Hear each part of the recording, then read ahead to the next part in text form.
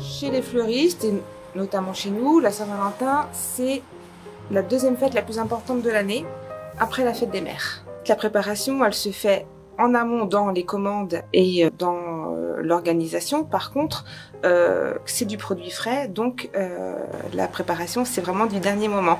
On travaille les fleurs quelques jours à l'avance, donc ça demande effectivement une grosse organisation, puisqu'il faut que les fleurs soient fraîches quand on les vend et qu'elles tiennent bien chez les clients.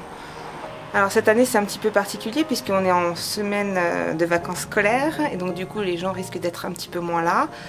Après, deuxième problématique, c'est que les prix sur toute la France ont augmenté et les fleurs aussi. Donc on a essayé quand même de trouver des produits de qualité en gardant nos prix qu'on fait d'habitude. C'est une fête particulière puisque nous avons une clientèle qui est exclusivement masculine.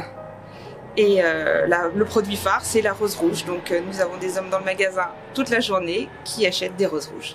Alors la Saint-Valentin, c'est la deuxième période de l'année où on travaille quand même très bien, après Noël. C'est une fête qui est super sympa parce que les gens viennent pour faire un cadeau plaisir.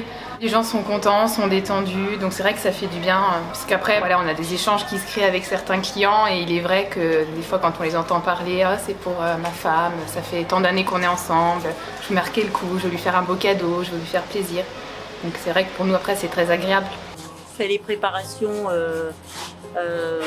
une quinzaine de jours avant. On prépare les plantes, la fleur coupée qui arrive au dernier moment, les bouquets.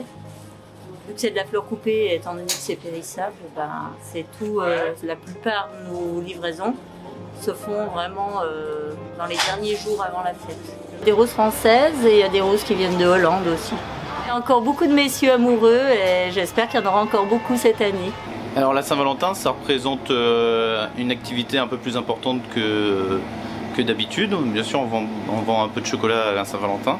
Le chocolat, c'est source de plaisir et du coup, on vend quand même pas mal de chocolat. Et puis, c'est une période aussi où nous, on peut prendre plaisir à faire des petits sujets, des petits montages comme ici, là, où on peut faire jouer notre côté créatif sur des petits montages sympas à offrir à son conjoint ou sa conjointe. Le côté créatif, on essaye de travailler tous les ans de nouvelles choses. Après, on se fait des petits croquis, des petits dessins, un petit peu comme à Pâques en fait. On travaille sur des nouveaux petits chocolats, ça nous permet de lancer des nouvelles gammes. Là, on lance un nouveau caramel, donc du coup un caramel au gingembre qui est lancé spécialement pour la Saint-Valentin, qui plaît déjà pas mal et qu'on pense peut-être continuer par la suite.